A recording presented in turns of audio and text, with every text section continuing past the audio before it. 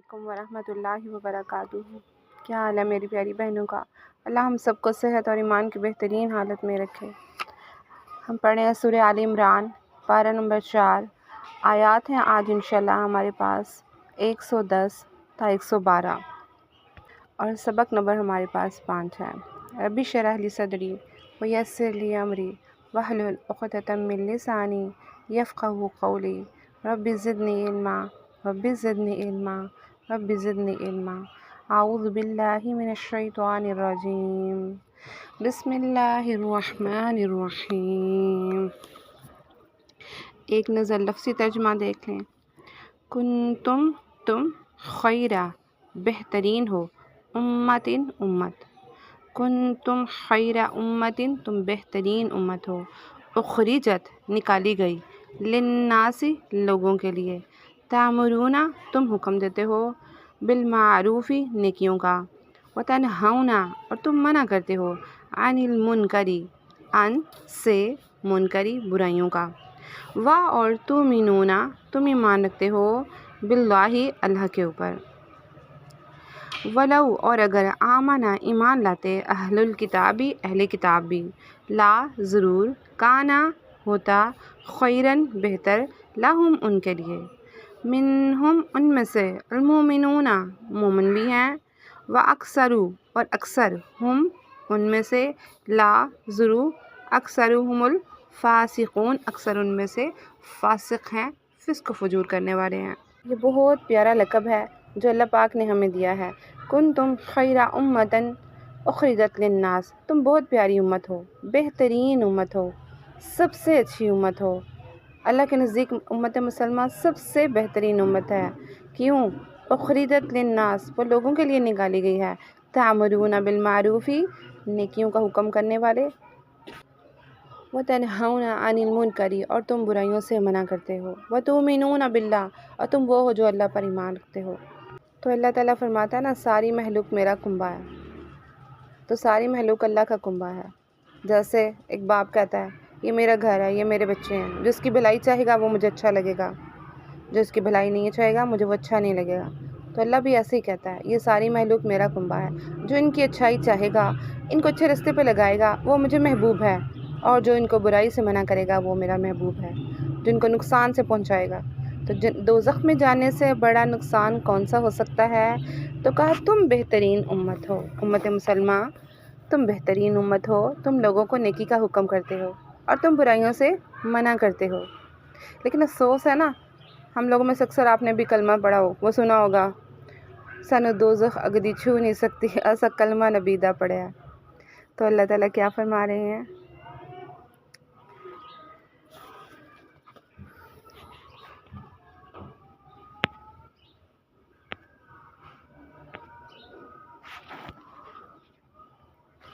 اللہ پاک فرماتے ہیں، احسب الناس ان یترکوا ان یقولوا آمنا وہم لا یفتنون، کیا لوگ صرف یہ کہنے سے کہ ہم ایمان لے آئے، لا الہ الا اللہ محمد رسول اللہ کہہ لیا، اور وہ بخش دیے جائیں گے، وہم لا یفتنون، اور ان کی آزمائش نہیں ہوگی؟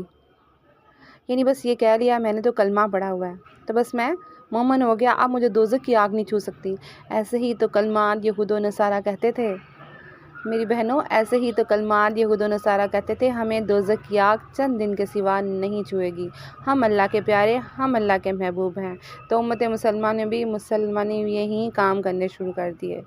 ہم میں بھی سے لوگ جو ہیں وہ نماز پڑھنی بھی نہیں، یقین کریں، آتی، پڑھنی تو دور کی بات ہے، آتی ہی نہیں ہے، اور کیا کہتے ہیں ہم اللہ کے محبوب ہیں، ہم اللہ کے رسول صلی اللہ علیہ وسلم کی امت ہے اس لیے محبوب ہیں، تو ہمیں تو دوزخ کی آگ نہیں چھو سکتی ہے، کیونکہ ہم نے سونے کا کلمہ پڑھ لیا۔ سونا بہت زیادہ کام بھی کہہ کے گیا ہے صلی اللہ علیہ وآلہ وسلم۔ رسول اللہ صلی اللہ علیہ وآلہ وسلم کے بعد کوئی نبی نہیں آنا ہے، اور یہ بھاری ذمہ داری ہمارے کندھوں کے اوپر ہے کہ ہم نے برائی سے منع کرنا ہے۔ جیسے ابھی ہم نے کل حدیث پڑھی تھی کہ برائی کا سب سے کیا ہوتا ہے، سب سے پہلے اگر آپ اس کو دیکھتے ہو ہاتھ سے منع کرو، ہاتھ سے منع نہیں کر سکتے، کیا کرنا ہے پھر؟ زبان سے منع کرو، زبان کی طاقت نہیں ہے، دل میں برا جانو، اور اگر آپ برائی کو دل میں بھی برا نہیں جانتے تو پھر آپ میں ایمان نہیں ہے۔ تو ہمارا جو بہترین ہمیں کہا گیا ہے وہ کیوں کہا گیا ہے؟ ہم اچھائی کا حکم کرتے ہیں، برائی سے منع کرتے ہیں، اور اگر ہم اچھائی کا حکم نہیں دیں گے اور برائیوں کو پھیلائیں گے کیسے آپ نے دیکھا نہیں ہے؟ میں کہتی ہوں ہمارے اندر سوچ ہی ختم ہوگی ہوئی ہے، جسے کہتے ہیں نا برائی کا خیال بھی نہ آنا۔ کبھی ہمیں شادی کا کارڈ آتا ہے تو ہم ایک لمحے کے لیے بھی نہیں سوچتے کہ یہ جو اندر مہندی کا فنکشن لکھا ہوا ہے یہ تو ہونا ہی نہیں چاہیے تھا، یہ تو اسلام میں سراسر جائز ہی نہیں ہے، یہ کتنی بری بات ہے، انہوں نے یہ لکھ دیا ہے۔ بلکہ ہم اسی وقت پلاننگ شروع کر دیتے ہیں ہم نے مہندی کے اوپر کیا پہننا ہے۔ کسی کی طرف سے سالگرہ کا انویٹیشن آ گیا، ہم ایک لمحے کے لیے یہ سوچتے بھی نہیں ہیں اوہو یہ کتنی بری بات ہے، یعنی اپنے دل میں بھی برا نہیں خیال کرتے ہیں تو ہم اپنے بارے میں پھر کیا کہیں گے؟ ہم اللہ کے محبوب ہی رہیں گے، ہم جو مرضی کر لیں، ہم یہود اور نصارہ کی روش پہ چلتے رہیں، جو ہمارا دل کرے ہم ویسے جئیں، جو ہمارا دل کرے ہم پہنیں، ہم ان کو آئیڈیل جانیں، مغربی لوگوں کو ان کی خواتین کی کاپی کریں ڈریسز میں، ان کے لائف سٹائل کو آئیڈیل جانیں، ان کی چیزیں ہمیں اچھی لگیں، ان کی موویز ہمیں اچھی لگیں، ان کی ہم مثالیں دیں، تو کیا ہم اللہ کے محبوب ہوں گے؟ اللہ تعالیٰ اور اس کے رسول کے محبوب ہوں گے؟ یہ کیسے ممکن ہے؟ کیا سوچ کا پیمانہ اتنا ہی رہ گیا ہے؟ ہمیں کس لیے بہترین امت بنایا گیا ہے کہ ہم نے اچھائیوں کا حکم دینا ہے، ہم نے برائیوں سے منع کرنا ہے، ہم نے ایک بہترین معاشرہ بنانا ہے۔ اور جب معاشرے کے بگاڑ کا باعث ہم خود ہی ہوں گے تو یقین جانیے بالکل نہ خیال کریں کہ ہم لوگ جو ہے نا وہ اللہ اور اس کے رسول کے محبوب ہیں۔ تو آپ دیکھتے نہیں ہماری حالت کیا ہو گئی ہے، کیسے پھٹکار پڑ رہی ہے، کیسے مسلمان مغلوب ہیں۔ فلسطین کا حال دیکھ لیجئے، وہاں کے تو ماشاءاللہ لوگ بڑے، میں کہتی ہوں بتانے والے بتاتے ہیں 90% لوگ وہاں پہ قرآن جانتے ہیں۔ دیکھا نہیں بچے کیسے ٹوٹے گھروں کے اوپر بیٹھ کے قرآن پڑھ رہے ہوتے ہیں۔ ان کے اوپر تو رحمت ہو گئی، وہ تو سارے شہداء میں ہو گئے، اور ہماری سختی آ گئی۔ ہمیں یاد ہی نہیں ہے ہم نے جہاد کرنا تھا، ہمیں پتہ ہی نہیں ہے ہم نے کیا کرنا تھا۔ جہاد تو بڑی دور کی بات ہے، ہمیں یہ بھی نہیں پتا کہ ہم نے ان کے لیے آواز اٹھانی ہے۔ کتنے لوگوں کو میں نے بتایا کہ وہ چیزیں جو یہود کی فیور میں جاتی ہیں اس کو بائیکاٹ کر دیں۔ مشروبات عام استعمال ہوتی ہیں، چاکلیٹس، بسکٹس، کتنی چیزیں ہیں، بڑے اچھے لوگ ہیں مانتے بھی ہیں، لیکن کچھ لوگ آگے سے کہتے ہیں پھر یہ فیس بک بھی ڈیلیٹ کر دیں، پھر یہ واٹس ایپ بھی چھوڑ دیں، پھر یوٹیوب بھی نہ یوز کریں۔ تو یہ تو ہمارے ہتھیار ہیں ان کے خلاف۔ اگر ہم ان کو چھوڑ دیں گے تو ہم ان کے خلاف آواز کیسے اٹھائیں گے؟ ہم ان کو کیسے بتائیں گے کہ ہم ان سے نفرت کرتے ہیں، ہم ان کی چیزوں کو بائیکاٹ کر رہے ہیں؟ کیسے ہم ان کو بتائیں گے؟ کیسے ہم دنیا میں جنگ لڑیں گے؟ یہ تو ہتھیار ہیں، بس یہ تو بیرونی معاملات ہیں۔ ہم خواتین گھر میں کیا کرتی ہیں؟ کوئی برائی ہو رہی ہے اس کا معاملہ وہ جانے، اس کا کام جانا ہے۔ اپنے بچوں کو بھی کہیں گے تمہیں بولنے کی ضرورت نہیں ہے، تم نہ بولنا، بولو اچھے طریقے سے، لڑائی نہ ڈلے، فتنہ نہ ڈلے، اچھے طریقے سے۔ اللہ کہتا ہے ایک بات اور، بڑے اچھے طریقے سے جو ہے نا اللہ کے کلام کی طرف بلاؤ، اس طریقے سے کہ نفرت نہ پھیلے، محبت پھیلے، اور اس کے لیے ہمارا پہلے خود باعمل ہونا ضروری ہے۔ میں آپ کو بولوں نماز پڑھو، نماز پڑھو، دیکھو ذرا چگلیاں لگا رہی، دیکھو غیبتیں کری، اور خود بیٹھ کے میں غیبتیں اور چگلیاں کروں تو آپ کا میرے متعلق کیا خیال ہوگا؟ تو ہمیں اللہ باعمل بننے کی بھی توفیق عطا فرمائے اور دوسروں کو بھی منع کرنے کی توفیق عطا فرمائے، ورنہ یقین جانیے ہمارا بھی عذاب منتظر ہوگا اگر ہم نے یہ روش چھوڑ دی۔ کم از کم اپنے دل میں برائیوں کو ڈھونڈیے، کون سی برائی ہیں؟ وہ حدیث آتی ہے نا، جب اچھا کام کر کے تمہیں خوشی محسوس ہونے لگ پڑے اور برا کام کر کے تمہیں محسوس ہو کہ تم نے ندامت ہو بھئی برا کام کیا ہے، تو سمجھو تم مومن ہو گئے ہو۔ تو کتنی پیاری خوبصورت جو ہے نا وہ بات کی گئی ہے۔ تحفہ دیت میں تو بڑی احادیث ہیں، بخاری شریف میں آتا ہے، حضرت ابو ہریرہ رضی اللہ تعالیٰ عنہ اس کی تفسیر کہتے ہیں تم اوروں کے حق میں سب سے بہتر ہو، تم لوگوں کی گردنیں پکڑ پکڑ کے اسلام کی طرف جھکاتے ہو۔ کیا ہم جھکاتے ہیں؟ ہم نے تو اوروں کی روش شروع کر دی ہے۔ عیسائی اپنے، ہم کہتے ہیں کرسچنز جو ہیں وہ اپنی نبی کی پیدائش کا دن اتنا بڑھ چڑھ کے بناتے ہیں، ہم نے تو اس سے بھی بڑھ چڑھ کے منانا ہے ہم نے اس سے بھی بڑھ چڑھ کے منانا ہے، ہم نے ان کو بتانا ہے ہم زیادہ پیار کرتے ہیں۔ ہمارے نبی ہمیں کب یہ کہہ کے گئے تھے؟ انہوں نے کب کہا تھا؟ انہوں نے تو منع کیا تھا، یا اللہ منع مانگی تھی، اللہ میری قبر کو سجدہ گاہ نہ بنا لینا، اور منع کیا تھا کہ تو یہود و نصارہ کی ضد میں مجھے خدا نہ بنا لینا، میرا درجہ اتنے نہ بڑھا لینا تم کہ خدا کے برابر کر دو۔ منع کر کے گئے تھے، میری سنتوں پر عمل پیرا ہونا، عوام کے لیے بھلائی کرنا نہیں، ہم نے مسجدوں کے باہر ڈانس کر کے بتانا ہوتا ہے ہم اللہ کے رسول سے محبت کرتے ہیں۔ یہ کون سی محبت ہے؟ تو سنیے اللہ کے رسول صلی اللہ علیہ وآلہ وسلم کیا فرما رہے ہیں۔ ابو لہب کی بیٹی حضرت درہ رضی اللہ تعالیٰ عنہ کہتی ہیں کہ ایک مرتبہ کسی نے رسول اللہ صلی اللہ علیہ وآلہ وسلم سے پوچھا، آپ اس ممبر پر تھے نا تو لوگوں نے کسی نے پوچھا اللہ کے رسول صلی اللہ علیہ وآلہ وسلم کون سا شخص بہتر ہے؟ آپ نے فرمایا سب لوگوں سے بہتر وہ شخص ہے جو سب سے زیادہ قاری قرآن ہو۔ یہ عربیوں کے لیے بات کی گئی، قاری قرآن ہو۔ ان کو عربی کا مفہوم سمجھ آتا تھا نا، تو وہ جتنا قاری قرآن پڑھیں گے اتنا ان کو پتہ لگتا رہے گا قرآن کیا کہتا ہے۔ تو میں اپنے لیے کہتی ہوں ہم جو عجمی لوگ ہیں جو عربی نہیں جانتے وہ پہلے قرآن کا ترجمہ سیکھیں پھر حفظ کی طرف آئیں، رٹے نہ لگائیں، ہمیں پتہ ہو ہمیں قرآن کیا کہہ رہا ہے۔ تو آپ سے فرمایا جو قاری قرآن ہو وہ سب سے زیادہ پرہیزگار ہو، اللہ سے ڈرنے والا، سب سے زیادہ اچھائیوں کا حکم کرنے والا، اور سب سے زیادہ برائیوں سے روکنے والا، اور سب سے زیادہ رشتوں کو ناتوں کو آپس میں ملانے والا۔ اور رسول اللہ صلی اللہ علیہ وآلہ وسلم نے فرمایا، یہ بڑی پیاری حدیث آ رہی ہے کہ میری امت میں سے 70,000 شخص بغیر حساب کتاب کے جنت میں جائیں گے، جن کے چہرے 14ویں کی رات کی طرح روشن ہوں گے، سب یک رنگ ہوں گے، خوبصورت چہکتے چہروں کے ساتھ۔ میں نے اپنے رب سے گزارش کی اے اللہ ان کی تعداد میں اضافہ فرماتے، تو اللہ نے کہا ان کے ساتھ 70,000 اور بھی۔ اب پتہ نہیں اس کا کیا مطلب ہے کہ ہر ایک کے ساتھ 70,000 یا 70,000 کے ساتھ پلس 70,000۔ تو یہ وہ کون لوگ ہیں؟ وہ جو اچھائیوں کا حکم دیتے ہیں، جو برائیوں کے منع کرتے ہیں۔ یہ وہ لوگ نہیں ہیں جو بس خود مسلح بٹھا کے نمازیں پڑھتے رہتے ہیں۔ دیکھا نہیں آپ نے کہیں گھر میں لوگ ہوتے ہیں خود نمازیں پڑھتے رہتے ہیں، میں نے دیکھی ہیں بیٹیاں بے پردہ گھوم رہی ہوتی ہیں، بیٹیاں نماز نہیں پڑھ رہی ہوتی، جوان بچیاں۔ میں نے ایک بچے سے کہا، میں نے کہا مطلب وہ ہمارے گھر آئے، ان کو نماز لیٹ ہو رہی تھی تو ان کی ماما نے نماز پڑھ لی، بچی نے نہیں پڑھی۔ میں نے کہا بیٹا آپ نے نماز نہیں پڑھی؟ تو آگے سے شرما آ گئی، بھائی میں بھی پڑھ ہی لوں گی۔ میں نے کہا بیٹا آپ کے اوپر نماز فرض ہے تو یہ آپ کیسے نماز چھوڑ رہی ہیں؟ یہ ہمارے اکثر گھروں کا حال ہے، ماں باپ خود نماز پڑھ لیتے ہیں، بچے بھی پڑھ ہی لیں گے خیر ہے، ان سے بولے وہ کہتے ہیں پڑھ ہی لیں گے خیر ہے، وقت کے ساتھ ساتھ سمجھ آ جائیں گے، 10 سال کے بعد ہر بچے کے اوپر نماز فرض ہو جاتی ہے۔ ایک ایک نماز کا حساب دینا کیا آسان ہے؟ کوئی نماز معاف نہیں ہوتی ہے۔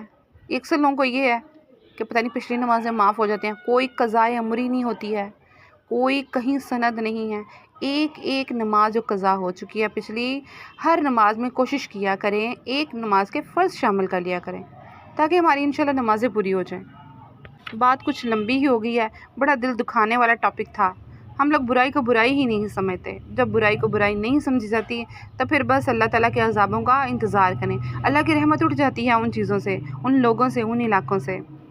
تو آگے فرمایا جا رہا ہے وَلَوْ آمَنَ أَهْلُ الْكِتَابِ لَكَانَ خَيْرًا لَهُمْ، یہ اہل کتاب ایمان لے آتے تو ان کے لیے بہتر ہی تھا۔ کتنے یہودی تھے پاس، صرف عبداللہ بن سلام کے سوا کون ایمان لایا ان میں؟ تو اگر یہ بھی ایمان لے آتے تو بہتر تھا۔ مِنْهُمُ الْمُؤْمِنُونَ، تو اللہ کہتا ہے ان میں سے مومن بھی ہیں، وَأَكْثَرُهُمُ الْفَاسِقُونَ، زیادہ تو ان میں فسق و فجور کرنے والے ہیں، لڑائیاں اور فساد کرنے والے۔ فاسق کا کیا مطلب ہوتا ہے؟ زمین میں فساد کرنے والا، ایسے کام کرنے والا جس میں لڑائیاں اور جھگڑے ہوں۔ تو اللہ تعالیٰ فرمائے ان میں سے مومن بھی ہیں، لیکن اکثر لوگ جو ہیں ان میں وہ فاسق ہی ہیں۔ لن نہیں یضرکم، تم کو نقصان پہنچا سکتے، الا مگر اذا، معمولی سے تکلیف۔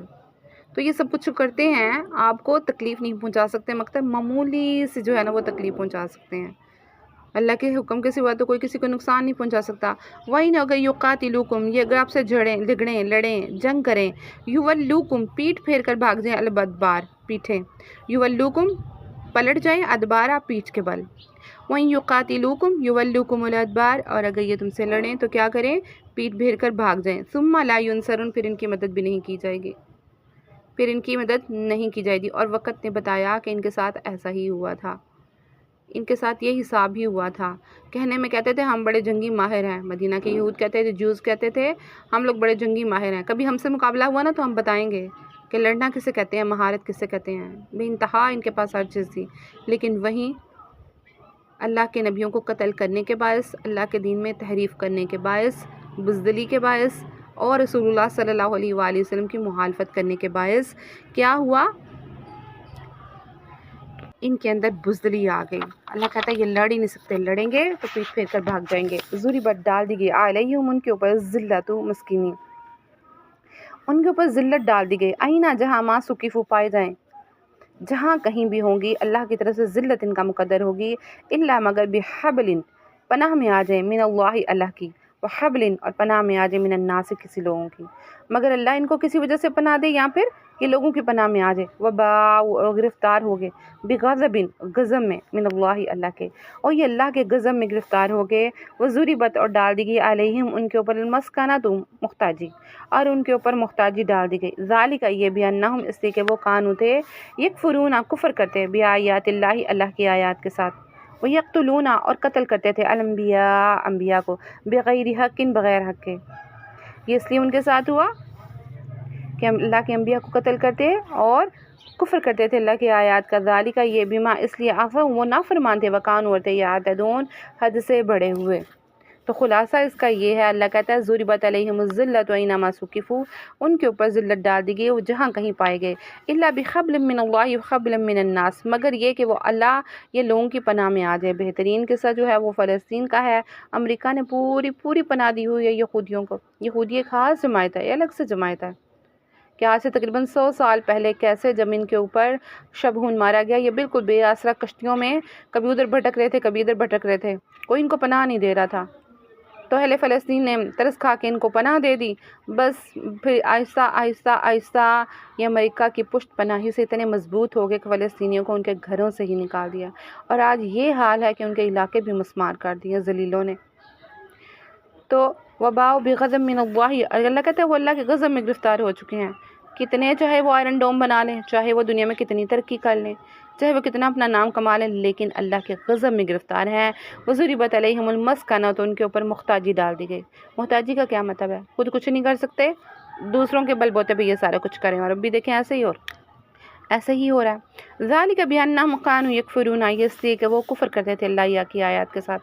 یہ سب کچھ ان کے ساتھ کیوں ہوا؟ یہ ہم بھی سوچیں۔ ذالک یکفرون بآیات اللہ یہ اس لیے کہ وہ کفر کرتے تھے اللہ کی آیات کے ساتھ، ویقتلون الانبیاء بغیر حق اور انبیاء اللہ کو بغیر حق کے قتل کرتے تھے۔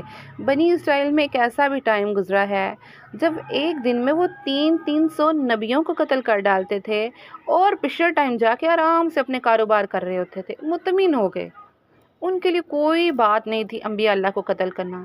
اور رسول اللہ صلی اللہ علیہ وآلہ وسلم کو بھی انہوں نے 2 سے 3 دفعہ واضح مبینہ نعوذ باللہ قتل کرنے کی کوشش کی، کیونکہ ان کے لیے یہ بات ہی کوئی نہیں تھی، وہ ڈھیٹ ہو چکے تھے۔ یعنی کتنا خوف کی بات ہوتی ہے انبیاء اللہ کی جو ہے وہ نافرمانی کرنا، لیکن وہ قتل سے بھی نہیں چونکتے تھے۔ تو اللہ کہتا ہے یہ سب ان کے ساتھ اس لیے آیا کیونکہ وہ کفر کرتے تھے، اللہ کی آیت کو نہیں مانا کرتے تھے، اپنے مطابق اپنی کتابوں میں تحریفوں میں خیر پھیر کر کے اپنے مطابق آیات کو لکھ لیا کرتے تھے، اپنی طرف سے انکلوڈ کر لیتے تھے۔ ذالک یہ اس لیے بما عصوا وہ نافرمانی کرتے تھے، وکانوا یعتدون اور وہ حد سے بڑھ گئے ہوئے تھے۔ یہ تو تھے یہود، یہ یہود کی اہل کتاب کی بات ہو رہی ہے، ان کو ذلت ملی، محتاجی ملی، وہ بے یار و مددگار